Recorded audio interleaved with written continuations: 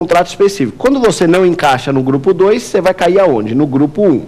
Então, para chegar na concorrência tomada de preço de convite, você aplica o critério residual. Você não conseguiu encaixar nas modalidades do grupo 2. Então, você entrou no grupo 1. E aí, dentro do grupo 1, você vai escolher através do critério valorativo. Só que aqui eu vou ter que te dar algumas dicas muito importantes, porque geralmente os concursos, os exames da OAB, eles costumam jogar muito com esses valores. Tem que tomar cuidado.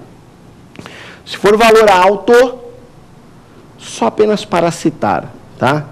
Acima de milhões, ok? Se for valor alto, concorrência.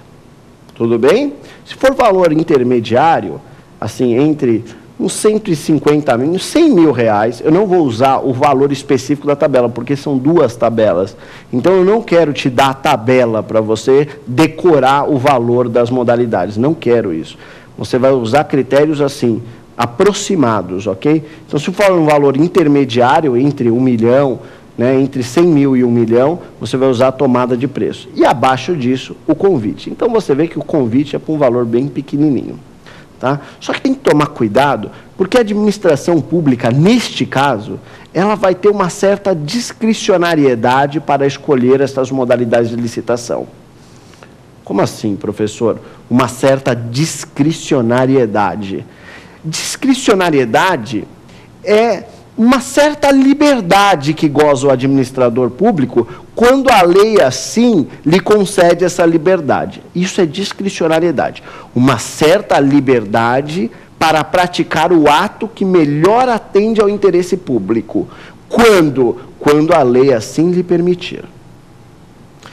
Então, neste caso, a lei 8666 concede ao administrador público uma certa margem de liberdade para ele escolher entre concorrência, tomada de preço de convite, independente do que dita a tabela de valores. Em outras palavras, se ele estiver diante de um contrato de tomada de preços, ele pode livremente escolher a concorrência.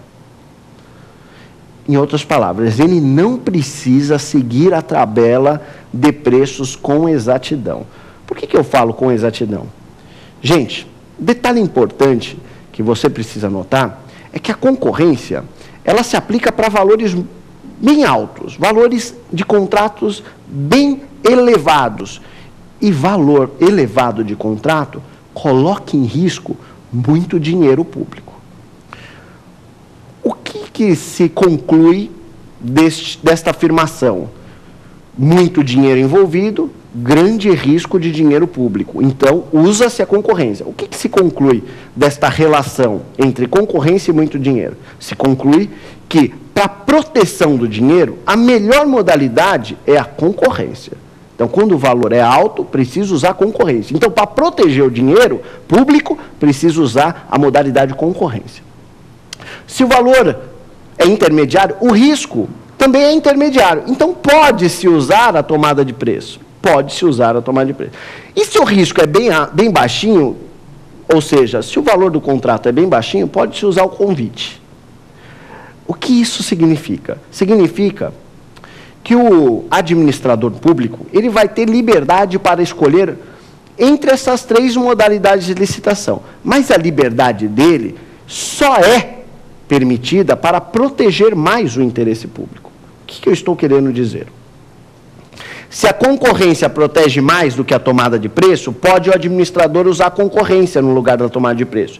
Se a tomada de preço protege mais que o convite, pode o administrador usar a tomada de preço no lugar do convite. Se a concorrência protege mais do que todas, pode o administrador escolher a concorrência. Só que quando ele escolhe a concorrência, ele tem um trabalho muito grande, um desgaste muito grande. Então, ele pode se utilizar de outra modalidade, desde que ele tenha liberdade apenas para proteger mais o interesse público, nunca colocar em risco o interesse público. O que você quer dizer com isso, professor? Eu quero dizer que, se for o caso da tomada de preço, ele nunca pode escolher o convite.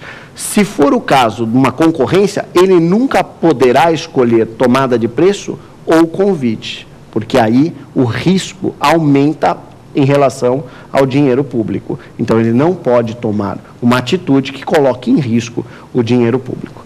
Então, segunda questão respondida, vamos para a nossa próxima questão. Pode soltar. Para alienação de bens, qual modalidade de licitação deve ser usada? Para alienação de bens, qual a modalidade de licitação? Toma cuidado, eu até avisei no bloco, no tema do dia, no primeiro bloco do nosso programa, falando, olha, sobre alienação de bens, a gente tem que tomar cuidado. Se for, né, bem móvel, usa-se leilão. Se for bem imóvel, usa-se concorrência pública. Agora, toda regra tem a sua exceção. Se o bem imóvel, aquele que deve se usar concorrência pública, se o bem imóvel for adquirido ou por ação judicial ou por dação em pagamento, se o bem imóvel for adquirido pela administração ou por ação judicial ou por dação em pagamento, aí não se usa concorrência via de regra.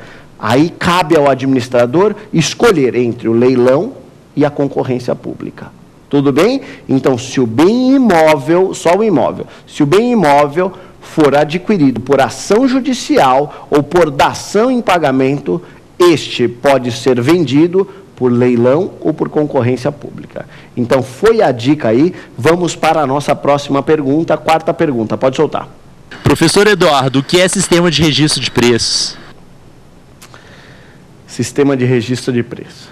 Sistema de registro de preço é quando é um procedimento especial. É diferente dos contratos normais da administração pública. O sistema de registro de preço é algo que a administração fecha, trata um valor, só que ela não sabe o quanto ela vai comprar, nem quando ela vai precisar. Então, geralmente, os contratos de fornecimento, vai lá a administração, ó, eu quero 100 carteiras para a escola pública. Ah, você quer 100 carteiras? Então tá aqui. Te entrego em 10 dias, pague o preço X. Acabou. Ela vai lá, paga, a pessoa entrega as carteiras. É assim que funciona, ok? No sistema de registro de preços, não é assim que funciona. Por exemplo, a administração precisa de produtos consumíveis, caneta. Só que ela não sabe quanto de caneta ela vai precisar. Então, ela faz lá um sistema de registro de preço. Aí coloca lá, caneta esferográfica custa R$1. Ótimo, R$1. Ela vai ter, durante um período, aquele preço. Fez um sistema de registro de preço. Registrou o preço do produto. Quando a administração precisar da caneta, ela fala assim, me entrega uma caneta? Eu já fiz aqui uma licitação, ok?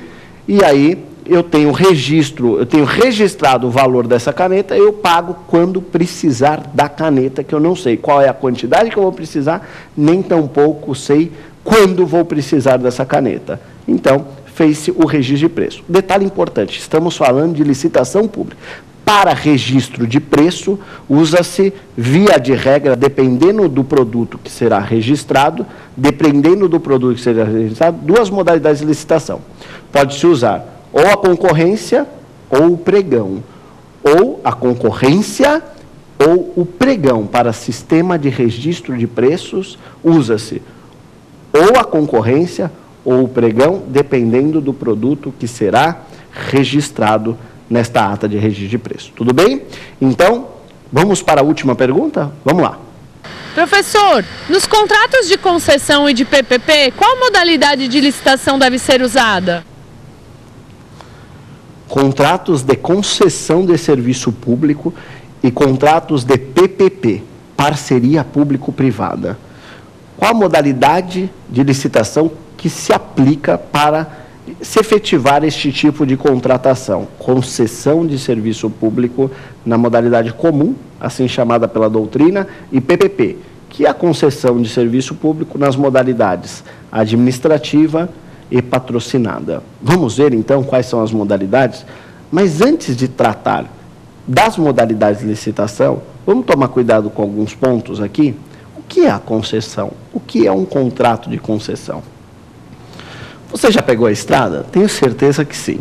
Quando você pega o seu carro na estrada, pega aquela estrada ótima, aquela estrada que está sendo, segundo dizem aí, bem administrada, asfalto novinho, você certamente vai se deparar com um pedágio logo à frente.